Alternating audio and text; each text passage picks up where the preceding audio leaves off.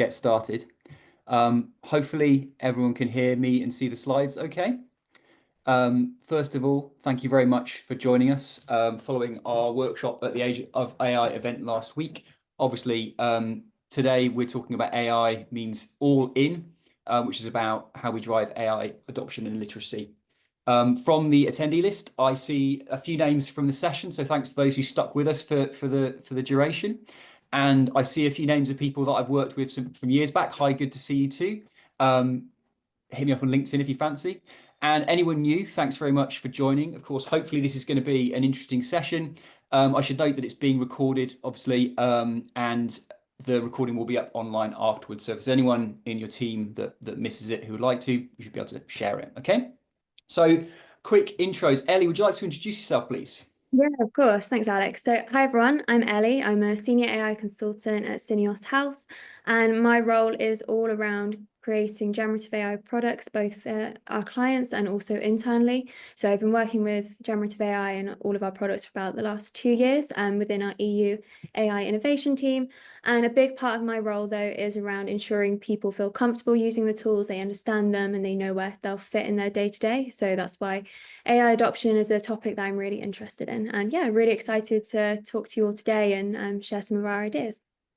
Thank you, Ellie. So I'm Alex. I look after digital and omnichannel for Syneos in Europe, which means I get to think and do stuff in AI. Maybe I'm not as much of a technical expert as others within the business, like Ellie, but I get to spend a lot of my time having fun, interesting conversations with IT and legal and compliance people to try and help kind of smooth the path for adoption. And really pleased to say we're joined, and I hope you don't mind me saying, Robin, joined by our friend, former colleague and client, Robin for AstraZeneca. Robin, would you like to introduce yourself? Oh, thank you, Alex. Yes, hello, everyone. I'm Robin Jones from AstraZeneca, work as a digital brand manager, but a large part and probably the most interesting part of my role is often looking at what I describe as the applications and the implications of generative AI. So being able to spend a lot of time with all different cross-functional roles in the business, looking at what all of those potential applications or use cases might be, exploring with them, working with them on them, looking at the capabilities for them, but then also looking at the implications. So remaining compliant, what does it mean for our roles going forward and how that's potentially augmented, what all those implications might be. So yeah, looking forward to today. Excellent. All right. So our structure for today is going to be, we'll start off with Ellie leading us through a quick recap of the session that we ran last week, just so you guys all get the context and where this has come from. And then we're going to spend the majority of the time, of course, walking through the detail of the manifesto, where we'll get talk through the key points, and this will give Robin a chance to kind of provide your perspective, Robin, on the the points and how what you think about and how they apply to your business, of course. You'll see there's a chat running. Feel free to pop in any questions you may have as we go. We might stop and answer any kind of particularly juicy ones, but we'll probably leave some time at the end of the session to pick off a few more. So the session's in for an hour. We might not even need an hour. We'll see how we get on. If we get deep into the weeds, that's fine. And yeah, it should be a really interesting session. So Ellie, over to you to talk through the journey we've been on. Oh, thanks, Alex. So I think many of you will know, last week we attended the Age of AI event in London, and this was an event hosted by Farm Brands, and it was where industry leaders spanning marketing, regulatory, R&D, digital innovation, all came together to discuss how AI is reshaping the industry. Dr. Dylan Abika from Google Health put it really simply, said nothing ever stays the same. Either it gets worse or it gets better. And when it comes to AI and pharma, I think this couldn't be more relevant. The companies that will be ahead in 2027, I don't think necessarily be the ones with the biggest budgets, but they may be the ones building AI fluency today. They'll be the companies experimenting, learning, and integrating AI into the ways of working. At the event, we heard from Google about their breakthroughs with AlphaFold and Gemini, to the rapid evolution of AI-powered content creation within pharma. And one thing became really clear is that experimentation today will define AI's impact tomorrow. But what really stood out was the convergence of perspectives. The discussions weren't just about AI's potential, but about the real-world shifts already taking place. Regulatory teams exploring more collaborative AI-supported MLR processes, organizations developing AI-powered platforms that develop decision-making, that improve decision-making at scale, or companies leveraging AI to drive efficiencies and enhance engagement strategies. However, the one key takeaway that stood out above all is that AI adoption remains the biggest barrier. Whilst this isn't necessarily a new insight, it was a recurring theme across keynotes and panels.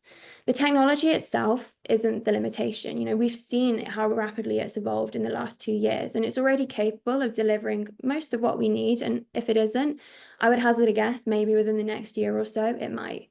The real challenge, as one of the attendees put it, is building the confidence and mindset to use AI effectively.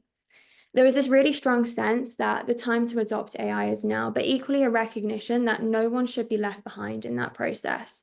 And to drive meaningful adoption, teams need to feel engaged, inspired, and supported in experimenting without fear. So I guess the key question is then, how do we overcome this adoption challenge? At Syneos, we went to the event set out to create a manifesto for AI adoption and literacy.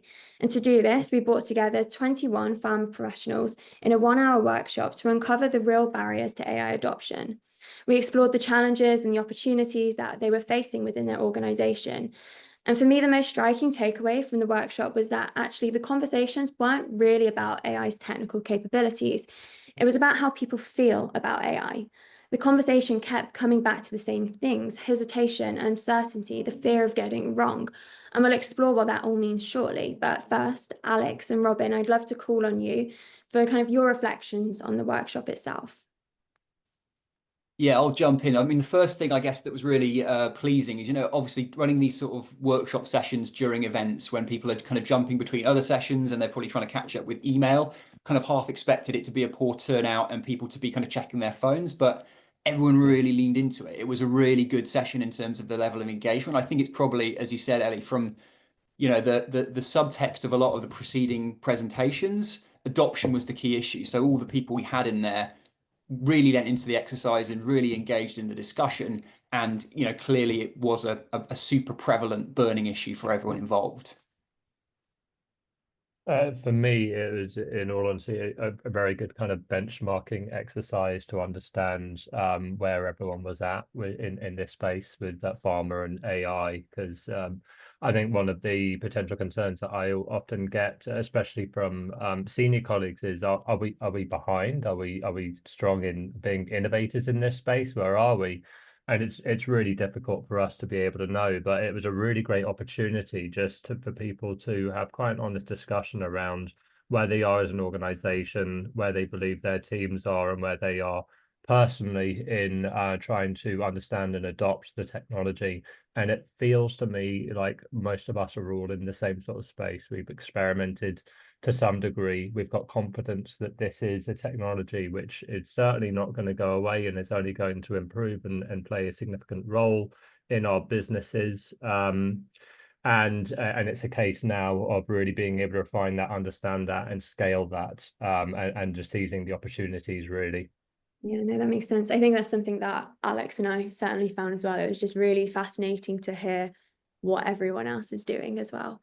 So what we've done is we've taken the insights from that workshop and we've distilled them into something that we feel is actionable. So it's a manifesto that tackles both the human side of AI adoption and not just the technological one. And it's a structure that's to help teams move from kind of hesitation to implementation. I guess, though, the first question is, why did we choose, a manifesto as our tool for AI adoption? And to understand this, we really need to talk about change quickly, because every major transformation, whether it's a digital transformation or an organizational change, follows a curve. And what you can see on the screen is an example of a curve. This is...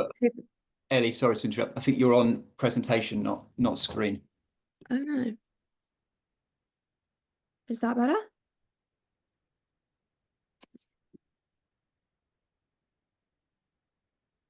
I can just see you on camera. It was looking all right for me, Alex. I can Oh, see really? the understanding the human response to All change right, screen. sorry. You know, maybe it's just because I'm a panelist as well. Everyone's saying it's fine. Sorry, Ellie, keep going. That was me disrupting the flow. No worries. But yeah, so what everyone can see on the screen is the Kubler-Ross change curve. So this is a theoretical model that maps the emotional journey people go through during any major transformation. It's used a lot in change management. And ultimately, AI adoption is no different. So I've seen this, and Alex and Robin has seen this, and I'm sure many of you have actually gone through this journey yourself when starting to use AI. And at the start, teams often start with skepticism and denial. You know, people might say this won't work for us, or their processes are too complicated for AI. And then comes frustration as you grapple with new ways of working, sadness maybe as you begin to have concerns about compliance or trust. And then, but with the right support and leadership, this transforms into experimentation, acceptance, and ultimately integration and advocacy as teams integrate AI into their processes. And I think the real key is understanding that this is a journey that is both natural and necessary. And our role is to guide people through it. And that's really where our manifesto comes in. So the manifesto is designed to accelerate this transition and support people through every step of this journey and guide people through these phases with clarity and confidence. Put more simply, it's more than just a statement of intent. And I hope what you'll see is that it serves four critical functions. The first is that it will act as a guiding framework. So the manifesto really defines our core beliefs and the why behind AI adoption. It addresses that denial and skepticism stage by setting clear expectations. It's a unifying statement that aligns teams around a shared vision, ensuring people move from frustration and doubt towards a collective understanding and shared purpose. It's a catalyst for action. So it provides structure for embedding AI into daily work, supporting that experimentation phase where teams test, learn, and adapt AI into their workflows. And finally, it's an accountability tool. It creates clear expectations for responsible AI use, reinforcing long-term integration and ensuring AI adoption is both sustained and scalable. So really, without that shared understanding and commitment, AI adoption remains quite inconsistent and siloed. So we hope that this manifesto will ensure that our approach, your approach, can be more deliberate and structured and, of course, scalable. So with that, I'm going to pass back to Alex to walk us through the manifesto itself. Thank you, Ellie. And apologies once again for calling up tech issues that only I was having. All good. Okay, so now we get to the good stuff. Not that that wasn't good. So what we've got then is four key pillars of our manifesto. So what we're going to do is just talk through them and, as I said, capture some, just use it as a starting point for discussion. And first one, I think one of the big things that came out of our discussion, a lot of comments were pushing back on this notion of AI for AI's sake. I think a lot of the people in the session were saying it's kind of framed too much as like we must all learn how to use AI, but very little emphasis on why, to do what, for what, to what end, and really where to focus. You know, as the quotes on the left hand side there say, you know, there's so many different things one can do with AI. Where do we focus? Where do we start? It can be very overwhelming if we don't have that kind of clarity. So what we really need to do is actually kind of focus on solving real problems. And that leads us to our first manifesto point around solving real problems, not chasing technology. So really think of it like more as technology as being an enabler and not chasing the latest thing for its own sake. And our commitment, or the proposed commitment that we would submit to you all, is to implement AI only where it delivers clear value. Okay. So attached to that, we kind of have concrete actions, things that you can hopefully think about and take away and put into practice in your own businesses. So just to kind of look at the bullet points on the slide there, you know, it's simple stuff like being able to measure success in terms of time saved, cost reduced, insights gains. What we're really talking about here is this idea of running pilots. And this is something that we do a lot of within Syneos, both internally and with clients. And it kind of starts with being really focused around what are the pain points within the business? What are the things that are inefficient, let's say, for example, that AI can solve?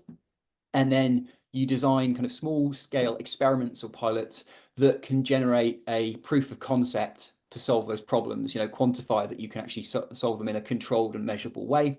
And obviously, once you've done that, you know, you solve a problem of, you know, providing a rationale for investment and scaling that proves that it works, but also in the context of adoption, it's really useful because it creates a mechanism for getting from early adopters to late adopters, i.e. a case study. Okay.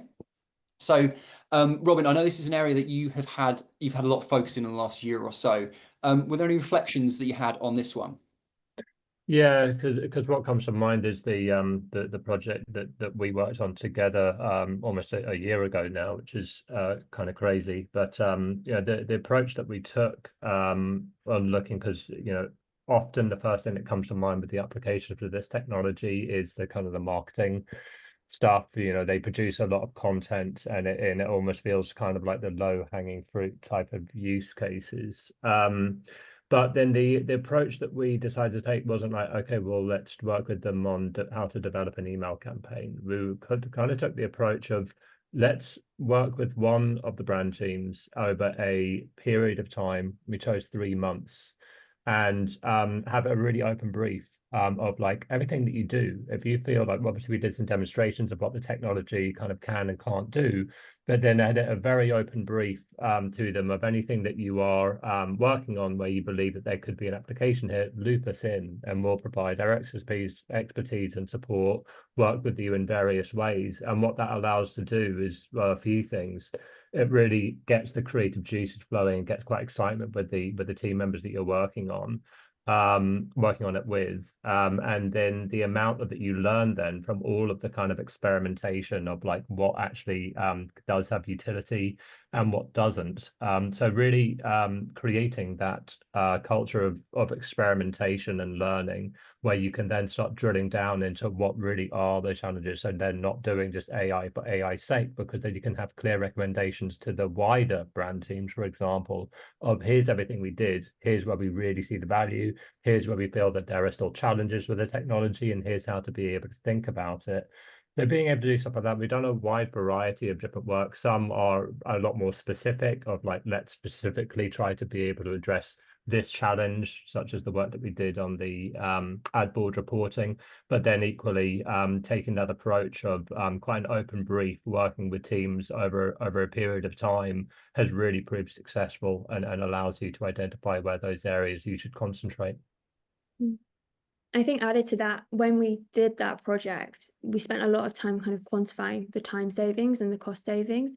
And I think that is equally as important when you're doing these pilots, is really evaluating where they're having the most impact. Because I think we found some of the use cases, we found like, when you're creating a VAE, there's a huge time saving there. And actually that might be where the biggest impact for using generative AI is. And that's one of the things Alex and I also spend a lot of time doing, is really trying to have quantifiable metrics, because it goes a long way in showing you, like we say, where we should be implementing AI for the greatest business value.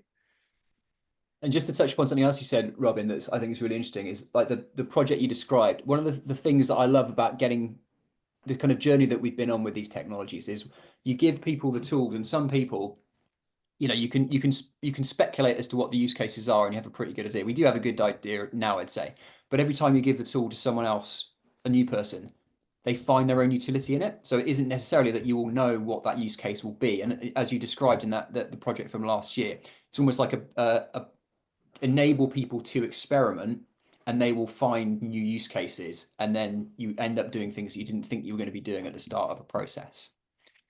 Yeah, completely. And the confidence which that team then had off the back of that, like I then saw a couple of months after, one of the team members at the start of that project, which was one of the self-confessed, I've hardly ever touched this this tool, if at all, this technology at all. Then a couple of months after completing that work stream, she had then taken all of her media plan and looking at all of her messaging, and then created a matrix for all of the messaging across her media plan using generative AI. She never would have conceived of doing that previously. So that thinking of just sort of how else can I use it? How can I integrate it into my workflows and stuff like that is so important. Yeah, and it's another interesting thing I always think. Like I think it was we talk about Ethan Mollick all the time. Anyone who doesn't read Ethan Mollick, if you're interested in this stuff, please do look him up. He's like one of the best writers in this area. This idea that you don't you don't necessarily need to have formal training in generative AI. What you need to do is get people to spend 9 hours playing with it. And if you get to 9 hours, the penny will drop and you will then discover your own utility. You will understand what it can do for you. And then you kind of choose your own adventure from there. So, okay, let's move on to our next pillar. So again, reflecting back on our session, this was really one of the big things that came out, and I'm sure it's something that people will recognize in the audience because this is a really common thing. It's just this idea of people feeling concerned about AI potentially taking aspects of their job from them or replacing them. And interestingly, I think in the agency world, people do think of this as like, oh yeah, this is going to come and take my job. My kind of observation from the session, obviously with people on the pharma company side, is people were more kind of concerned with, am I cheating at my job? You know, not necessarily like an existential crisis, but I should be doing this by hand. Am I allowed to just do this and not kind of go through the kind of sweat of it? I think it was more kind of people perception that junior team members felt they couldn't use it to accelerate their tasks because their job was to do those tasks and they had to kind of work through the detail of it. There was also a lot of comments, obviously, around, I mean, you know, intrinsic to this notion of adoption, people being concerned that those that don't lean into it will be left behind.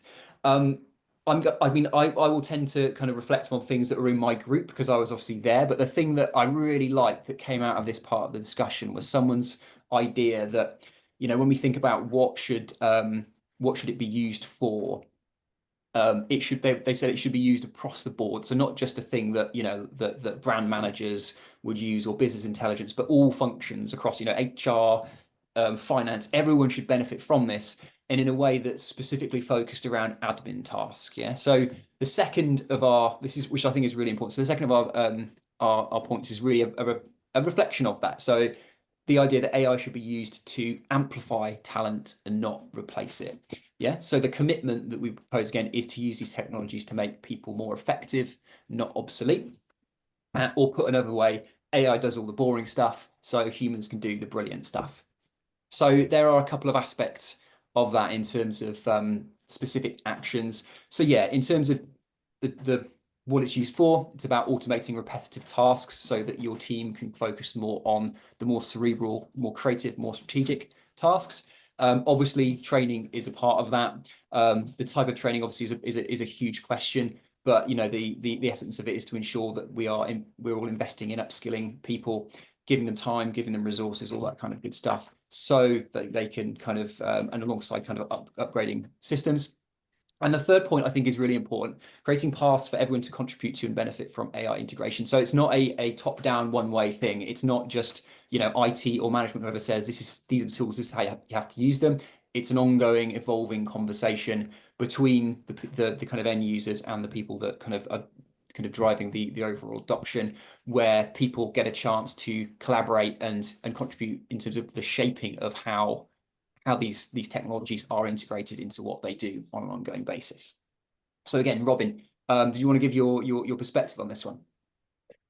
Yeah, the training capabilities and sort of sharing of information is so integral to overcoming that I suppose sentiment that some people have of, yeah, am I cheating? What's the kind of the process to be using this and getting over some of those hurdles? It's honestly only really dawned on me the past, especially like 6 months or so, that it's just we need to be able to do a really comprehensive capabilities program to be able to do this. I think. And I said this on the day of the event last week, I kind of naively probably thought that most people would be of a similar mindset to me, where if you've got a new technology like this, once you start seeing it, you start like playing with it a bit and then realizing its utility and then start incorporating it. Most people are not like that. And that just seems to be the reality. And different people will be on different stages of the journey and have different sort of barriers in place to their perception around it. So being able to actually do real kind of hands-on training as much as possible through the organization is potentially the only way to overcome this. I also think that it's not just a case of probably doing some remote learning modules which are available on one of your internal portals, because then you're probably just going to aim to get a lot of those team members which are already interested and not resistant to it, then engaging and begin to upskill, which is good, but you're not then getting those people which are on that much more resistant curve or part of their journey. So whatever you can do to try to do real hands-on training, and whatever way that you can engage the maximum amount of team members on understanding, and really like looking at what those use cases would be on their everyday tasks and making it as relevant to team members as much as possible is super important. Absolutely. Yeah, I guess we'll go a little bit deeper on this one because I think it's a really interesting one. So my personal theory, let's say, is that like when we think about people being resistant, right? Why are they resistant? And I think the top of like often you'll get kind of top of mind answers like I need more training or guidance or more time or whatever. But anecdotally or based on my conversations with lots and lots of people across our business, I think there's a deeper reason at play, and it strikes more to kind of fear than necessarily not having guidance. Does that resonate with you, Robin? Like, what do you think is what's the real reason why people are resistant in your business, do you think? I still don't 100% know whether it is quite fear-based. I tend to think, and I think I'm going to learn a lot more over the coming months as I'm working more on the capability stuff and really engaging with a lot of different team members. But right now I tend to think that it is just people are resistant to new ways of working. Often if you are an expert in kind of what you do, I'll take the example of the work that I was doing with market access team members. So these are guys which 10 plus years experience in actually authoring, say, an HTA, like health technology assessments. So they have their process down. They'll look at what they need to do. They're taking the global reimbursement dossier, adapting that, doing all of that.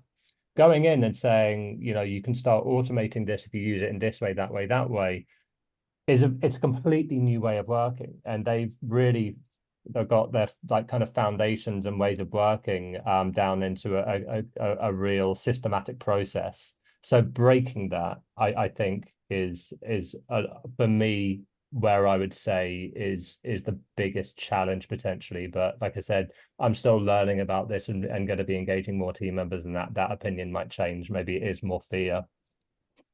I think it's an interesting point though, because I also think you have to figure out what people want to be using AI for. And I think that goes back to your admin point, Alex. I think if you tell everyone AI can speed up admin, most people will be pretty happy with that. Whereas if you're telling someone, oh, AI can support kind of creating strategy or with your creative writing, that's the bit that a lot of people take a lot of pride in and really enjoy doing. So I think it's finding use cases that really resonate with people that they don't want to be doing anymore so they can get AI to do it. And that's how you get people, I think, on board initially. And then once they're kind of used to the tools and seeing how effective it can make them or how it's changing their ways of working, then people branch out into the more complex use cases as well. Absolutely. All right, just looking at time, we'll keep moving on to our next pillar. So this kind of segues from what we've just been talking about, and one of the things that again I'm talking about where I feel like the conversation there was a center of gravity. There was a lot of interest and engagement within the session that we ran. One of the really prevailing things was people talking about culture of risk aversion, okay, within pharma companies. So basically, people feeling like people are resistant to adopting AI, and it's not a technology thing. It's a thing around culture. And for example, there's a lack of there's a risk aversion, but there's a lack of permission to fail. Yeah. So if you go into it thinking, oh, I can't possibly fail, or if I do this, there's going to be some huge repercussions if something goes wrong, people will not touch it at all. So there's kind of different aspects to it. There's kind of the cultural aspect of on a broad level, like as the quote says there, some parts of farm company business like R&D conditioned that failure is just part of the process. You fail, you learn, you keep moving on. So there's the broader kind of culture of having permission to fail. But then there's also the more individual level manifestation of that, where, you know, we all know, you know, hopefully as people who are fairly well versed, if you're on this webinar, I assume you use these tools. If you go and use one of these tools and just type in a prompt and it doesn't work, or it comes up with something unsatisfactory, you iterate and you keep trying it. I think there's a culture or an attitude of like, well, I tried it and it didn't work, so therefore, you know, I didn't want to try it again. And we need to address that. We need to get people to understand that they can try something and fail and then try again, and then they will start to see success and value. So we all know that, yeah, obviously changing culture is like a really difficult thing to do within any kind of company. But we do feel like we need to address this. So our proposed commitment and the pillar is to basically experiment boldly and learn quickly, to try new approaches, embrace useful failures, and adapt rapidly. So there are a couple of specific actions that we can talk through with that. So you know, firstly, start small, learn fast, and scale what works. So this applies. It kind of builds on what we're talking about with pilots and on the first point.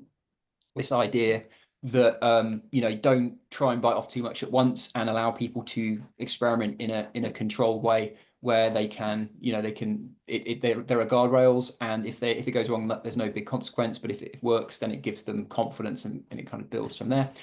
Second point is really interesting. Celebrate teams that take smart risks, not just safe bets. Yeah, so this is building a broader culture of highlighting or rewarding or celebrating people that are trying to push the boundaries, rather than people who always play it safe. And the third point, again, really important, share lessons learned openly. And when we say lessons learned, of course, that means success stories, but it also means things that were less successful. What do we learn from this? What we do differently next time? So yeah, Robin, again, over to you, man. What were your thoughts on this one?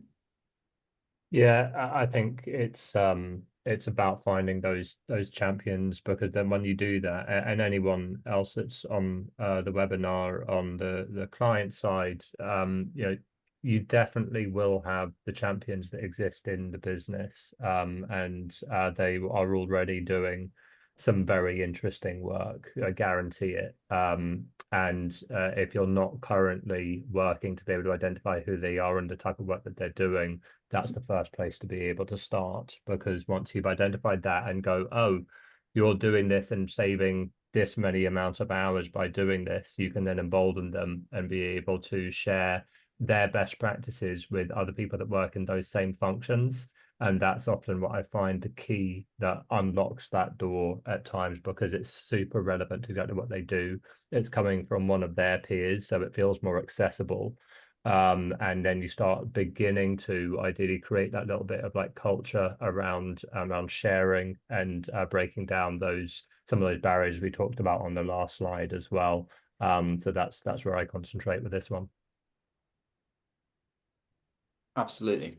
And I think it's interesting. So I think we've been on a similar journey, and I think where we're at now is trying to figure out, okay, you found your early adopters, your champions, and really the challenge is, you know, they do great things. How do you amplify that? How do you make other people, you know, the if you think of the adoption curve, like you've got those there, how do you kind of amplify and communicate the success of that to get this next group of people kind of engaged? And I think we're, you know, that's an ongoing process for us. The only other thing that we've not actually mentioned, which is important to highlight as well, is if you don't already have a secure accessible way to be able to access like a chat GPT or something, then that's obviously the first place to be able to start. Don't be emboldening team members which are just using all of the publicly accessible tools and sharing information they shouldn't be sharing. So just want to clarify, I'm definitely not saying that, but as long as you have those secure systems in place, then emboldening those team members to use those systems and extract the efficiencies and knowledge from that. Absolutely. Okay, let's keep moving. We're doing well for time. So we're on to our final of our 4 pillars. And this kind of, again, these points build. So this is building around, on top of the previous one around risk aversion, and it relates to kind of accountability. And really, there was quite a lot of discussion in this part of the session around the general concerns that people have, and these weren't necessarily concerns voiced by the attendees, but more ones they heard within the business, around the need for guidance on, for example, who owns mistakes when AI is involved, what will be possible in the future, and also concerns that you kind of read a lot about, maybe in the press or whatever, stuff like people be concerned around cybersecurity or biases in what is produced by a generative AI tool, or even the accuracy and all the stuff around hallucinations. And I think all of this you can kind of distill down or land on a fundamental question, which is, how do you ensure that teams trust the tools that they use? And the obvious answer and the essence of our proposed commitment in this area is to fully embrace transparency with the tools that we build. So the idea being is we build these things transparently so that teams understand how they work and that they can trust the output. It says on the slide here, if you can't explain how it works, don't implement it. So obviously there are technical aspects of how LLMs work that kind of aren't revealed in the public domain. So there's aspects to do with the weighting of like of ChatGPT or whatever, that we'll never know exactly how, or we don't currently know exactly how that works. But we still have to strive to develop tools where we achieve what we refer to as traceability, i.e. you can explain how an output's being generated and what is being referenced, so you can kind of follow back to make sure that something, information isn't just being kind of, it's a plausible sounding untruth rather than something that's substantive. So in terms of specific actions that will achieve this trust through transparency, first thing, really important, and I think everyone's going to be on the same page of this, is that we need to keep humans in a loop for all important decisions. So at Syneos, we have a rule of thumb where obviously anything that is produced by an AI is checked by a human. So we can kind of always validate that it is accurate and there's nothing questionable in there. Making your AI processes as clear as your human ones. So obviously that kind of relates to this traceability point that I just mentioned. So we understand where it fits in the process and what it's doing and not doing, and how that can kind of be traced back, and how we can reference and all that kind of stuff. And the third point, test thoroughly against bias and unexpected outcomes. So obviously that's critically important. We shouldn't just assume that the thing works just because it sounds good. We need to actually validate the outputs against, have mechanisms in place to test for bias, and whether the outcomes are expected and they're as accurate as they should be. So for the final time, Robin, did you want to give your reflections on this one? Yeah, I mean, obviously we need to have our regulatory frameworks in place, and I'm sure you will probably do. And that's just part and parcel of enabling this technology. But let's be honest, it's often really dry, and it's stuff which is somewhat difficult in a way to get people to particularly engage with. So, while that is something which does just need to be ticked off, and ensuring that everyone is aware of the regulations and the ways of working on the use of the technology and the tools, what I personally then also incorporate into all of the training which I do is ensuring that there is actually some upfront stuff there around sort of the technical of what's going on with this technology, as like, how is it generating this stuff, how it is a predictive model, and what that means, why that can have benefits, why that can have limitations, why that can therefore create hallucinations, and providing also real world examples of where generative AI has gone wrong. There's some classic examples. So that one that always comes to mind is the one in the US where a lawyer was using it to be able to find examples of case precedents, and they were all completely fictional. And it's stuff like this that people just need to be aware of. And I think being able to, as much as possible, have people understanding at least some degree of what technically is going on with this technology, why it's actually quite different to other technologies which they've used in the past, and then trying to bring to life some of the implications of that is a good way of being able to address this. Absolutely. So, I mean, as I mentioned at the top of the session, I spend a lot of my time talking to kind of legal and regulatory people within Syneos. And my kind of observation is that things are moving so quickly. We almost need to have I have a continuous dialogue with them about things that are happening or that are going to happen. Robin, did you have any kind of advice around? I mean, does that resonate with you? Like, how would you advise people to work with your kind of their legal teams, regulatory teams? Every time you're going to do anything, it's really concerned if you've not done it before. But then I think it's as long as you understand like the technology yourself, because you might have legal teams which they don't completely understand it yet, and all they're seeing are the risks, and they're not seeing the that's kind of clouding the judgment without seeing benefits. So they could take an approach, and I've seen this before happen in the past, where it's very just saying what you can't do and not saying really what you can do. And these things need to be looked at in equal measure. So if you do want some technology, being able to actually have those conversations to explain some of it to them, to ensure that all of the key decision makers around regulations and your legal frameworks are able to make a really sound judgment that understand both the risks as well as the benefits. And how about IT? Ellie, you had some quite interesting observations the other day about like how this kind of works differently with the IT function. Yeah, I think the biggest thing is it's a very different type of technology compared to like your traditional Microsoft package. So I think when people first bought into generative AI or ChatGPT like 2 years ago, no one really knew what it did or like what the best use cases are. And I think we're seeing the same sort of thing even now with like the latest reasoning models. We have a good idea of what we can do with them, but the specifics, we still haven't worked out all of them. And as we were talking about earlier, you need to work with lots of different team members to find those use cases.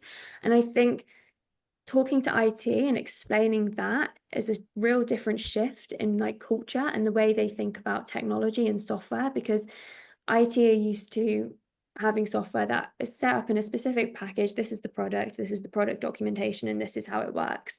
And it's not going to change really from its like fundamental function for next 5 years. You might get a new shiny feature and that's it. But actually generative AI, you only have to look on the news. It's changing every week. You're getting a new model every couple of months.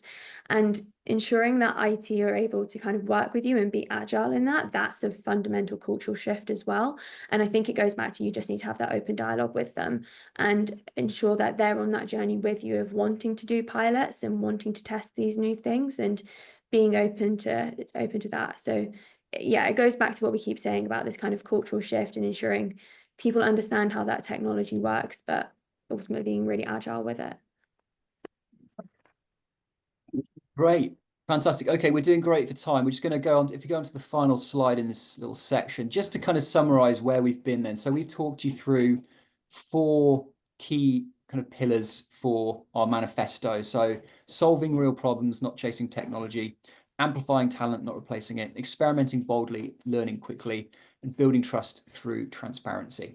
So we hope these have resonated with you. And there's some stuff in what we've covered that you can take back to your teams and implement. Certainly from a Syneos perspective, we found this whole exercise doing the workshop and then kind of preparing for this session really useful. And although obviously, yeah, there's aspects of what we're doing already that kind of map to this. I'm sure it's the case with all of you on the line. It's certainly given us food for thought as to where we go from here. Obviously, though, a manifesto is just like this is just a first step. And what really matters is how we use it to guide our ongoing efforts to drive adoption, obviously. So with the remaining time we have, we might have a few more minutes to answer some of the questions from the chat. And obviously, if you have additional questions, please do pop them in. Were there any that we can see in there that we want to try and come back to? I guess first one for me to Robin is, if you have one piece of advice then for someone on their AI adoption journey, what is it?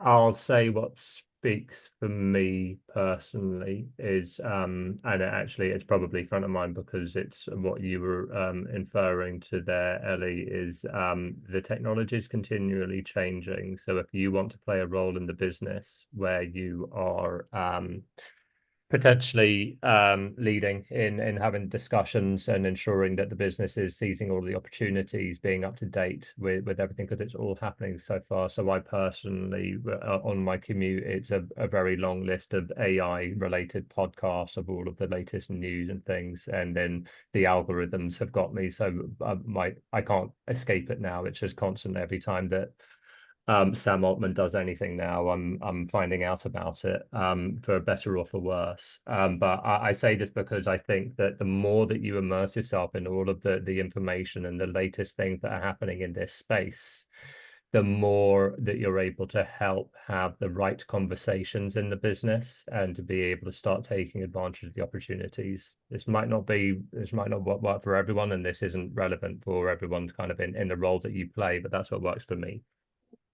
Yes. And then another question that we've got is, could you share some concrete examples of positive uses of AI that you've been involved in? So any specific uses that you found helpful? Okay. I'm trying to think of things that I've not mentioned that I can still talk about. And kick it off while you think, if that's helpful. No, I'll say one which I think was really cool, which I'm happy to share. Which is but it's an amalgamation of a few different AI technologies. So using things like LLMs, but then in combination with something like a Synthesia or a Descript, so AI avatar tools. So you imagine the types of things where you're doing like training videos and stuff like that, which used to take months of time to be able to write a script, get the script approved, do like a talking head thing, and then every time that you need to do an update, it would take ages. Within a few days now, we have the capabilities to be able to, interview your best performing field team members, for example, get all of the insights from them around what's really working. Say if you're going to do a training piece on like a sales deck or something like that, you can then put all of that transcript into a chat GPT and say, now produce that out as a training module, do it like step by step, put that into a thing like Synthesia and map that out over the top of your sales deck. Couple of days, you've got really, really good quality piece of material. The sort of thing which used to take months. So these are the kind of things which I now see, which is like it is genuinely transformative. And the kind of examples which I hold up to anyone in the business, which is like, is it still just a bit like hype? Like it feels like it doesn't always get things right. Those are sort of things like you can't deny that this is just saved weeks, months of time. So yeah. Was that the question? Just like one example of a good thing? Yeah. Okay. Alex, have you got any? You go, Ellie. I'm sure you're much more in the weeds of this stuff. I'm sure you got tons. Sure. I think my biggest one actually goes back to your point, Robin, about how to stay up to date with everything. So one of the things LLMs are brilliant at is obviously summarization. So someone in our team has actually set up something called an AI digest, and essentially it's a weekly newsletter with all of the papers, all the technical papers on AI that we want to read about, and it summarizes all of them and gives you kind of the key takeaways. So I think that's probably one of the more kind of admin focused use cases that I think is been a real positive change for me, because it allows me to really quickly see what are the technical papers that are interesting, which are the ones are going to have the biggest impact, at least for the work we're doing, and then I can go and read those in a lot more detail as well. So yeah, that's probably my top use case. Well, we've got some more quite juicy questions coming through. Thank you, everyone, for participating. Next one, I can see that I'm really into, from Chris Gray. Thanks, Chris. What's the big change coming next we should be ready for? Again, I'll go first to give you guys some time to think. But the thing that Ethan Mollett, we talk about him all the time. He wrote a post I think it was last week or even a couple of days ago, about this concept of vibe working. And what it's about is essentially the tools are getting so sophisticated that you can tell them verbally to program a thing for you, and it will program it, and it doesn't take a hell of a lot of coding knowledge nor back and forth to actually create it. So Ethan Mollett tested this, where he essentially got Claude to create a 3D game just by describing what the game should do, and then had a little bit of back and forth. And when we talk about vibe working, the idea is that everyone suddenly can create their own tools. Like at the moment, obviously that people who can do a bit of Python, we build things in Python that allow us to do more sophisticated things with OpenAI's API and stuff like that. But the next iteration of that is really being able to, if you have an idea in your head for a piece of software, you can essentially just describe it to a machine and it will be built for you to the level of sophistication that it's a playable 3D game in a matter of like a couple of hours. Robin or Ellie, can you top that? Have you got anything bigger than that? I'm sorry. Go on, I'm going to be really boring and say I think the AI agents have got to be the biggest thing that's going to be coming next. I think having the idea of having, say, 10 agents that you can set off to do loads of tasks for you, and then they can all come back within an hour or two with, here's a report written and it's research from 10 papers, or here's a PowerPoint deck that we've gone and created, and then your job is now to review all of that. I think that's got to be the most transformative technology that's going to come next, especially when you think about the reasoning models that will probably be paired with these agents. I think the amount of work you'll be able to suddenly be able to do is huge, and that's probably the one I'd look out for. I'm so glad you went before me, Ellie, because I was saying what's not going to be the big next transformative thing is agents, but just not how people are perceiving or just talking about them. The way that you're talking about it there is exactly correct, and I agree. What has been getting, especially at the start of the year, which is like, what's the big thing in 2025 for generative AI? It was all agentic AI stuff, but then people imagining that we're quite close to then being able to say, I'm going to go on a flight, book me a flight, and then it goes and actually navigates all of the systems, which are actually incredibly difficult even for a human to be able to navigate. I feel like an existential crisis every time I need to do something like that because of the systems that are currently in place. We're not going to be anywhere closer, in my opinion, and from what I've heard, to being able to have AI which is able to integrate seamlessly into multiple systems and do all tasks in that way. Doing stuff like research, absolutely. So that actually, as far as the thing that I would put forward as where I would see a big transformative thing, which is we're quite close to, is automating a lot of the strategy work that we do. And I've just arrived at this quite recently because I've been experimenting with fully automating like a brand strategic plan. So set off, try setting off ChatGPT plus on deep research to do the latest deep dive into one of your drugs and see what you get back, and then feed that into ChatGPT once again with some of your templates on say a BSP.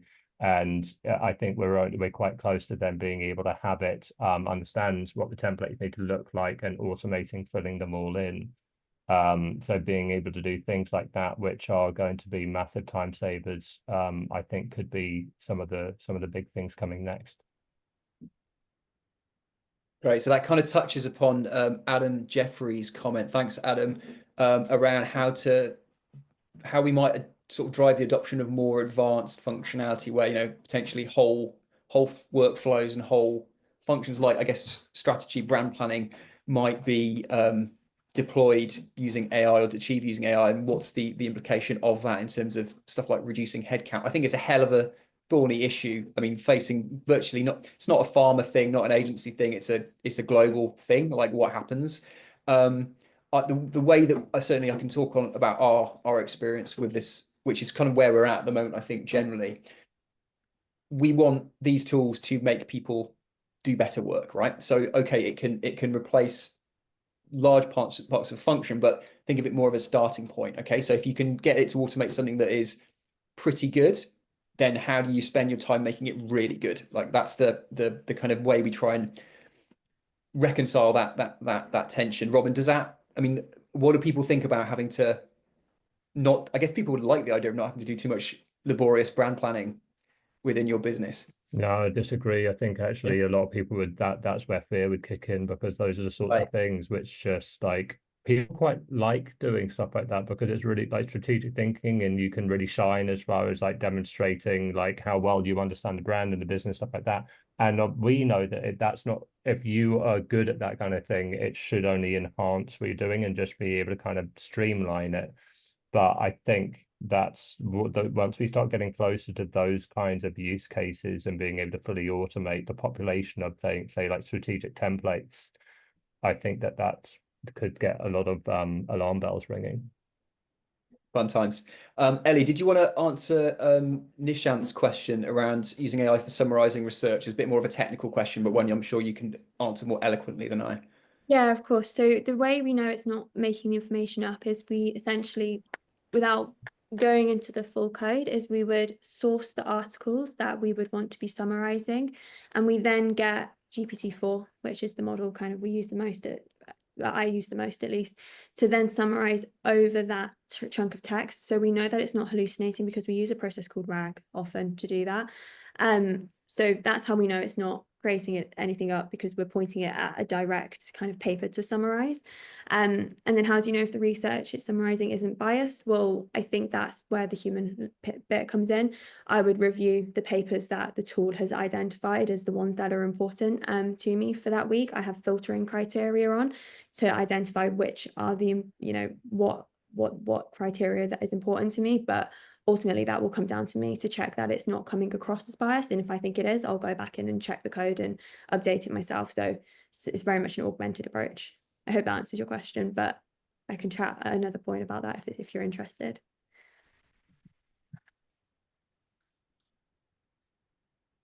Okay, so we're nearly out of time. I think, yeah, Nishant, thanks for your questions that are a little more technical. We can happily follow up and give you the broad brushstrokes of that.